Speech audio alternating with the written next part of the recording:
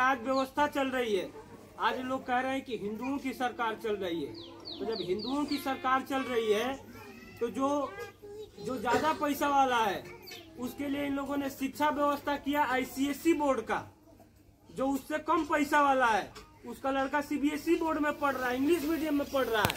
हमारे बच्चे कहाँ जाके पढ़ते हैं? खिचड़ी खाने वाले स्कूल में। अब आप हमको बताओ कि खिचड़ी खाने वाले लड़के का और इंग्लिश मीडियम में पढ़ने वाले लड़के का कंपटीशन कराया जाएगा तो कर लेंगे दोनों? ये कर लेंगे? जबकि एक बच्चे के ऊपर हम लोग निकाल रहे थे तो एक बच्चे के ऊपर महीना में 666 रुपया सरकार का खर्च होता है। अगर ये 666 रुपया हमारी अकाउंट में डाल देते हम लोगों के तो हम लोग इंग्लिश मीडियम में उसको पढ़ाते नहीं पढ़ाते। लेकिन इन लोगों ने जानबूझ करके खिचड़ी की व्यवस्था की है कि जो छोटकी बिरादरी है वो तो सब खिचड़िए वाले में न भेजेंगे, तो ना आपके लड़के पढ़ेंगे न नौकरी पाएंगे। आप समझिए ये व्यवस्था सरकार की चल रही है। भाई हिंदू की सरकार अगर चल रही है तब पैसे वाले के लिए आईसीएसई बोर्ड की व्यवस्था है तो हमारे बेटा के लिए नहीं होना चाहिए?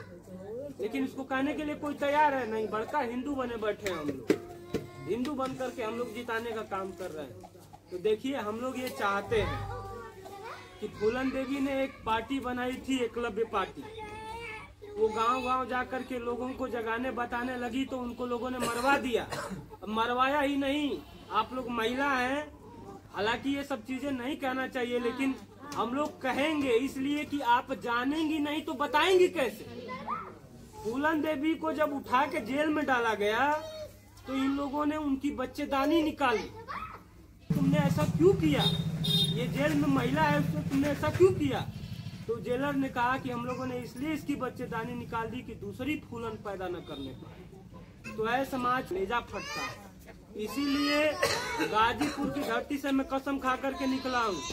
ये सामंतवादी सोचते थे कि एगो फूलन देवी थी उनको मरवा देंगे तो व्यवस्था खत्म हो जाएगी, तो उन्हीं के झंडा को उन्हीं की पार्टी को हम लोग लेकर के निकले हैं। और हम लोग ये कसम खा करके निकले हैं कि हम लोग भी अब इतनी फूलन बनाएंगे कि हरामजादों की गोला बारूद खत्म हो जाएगी लेकिन फूलन खत्म नहीं होगी।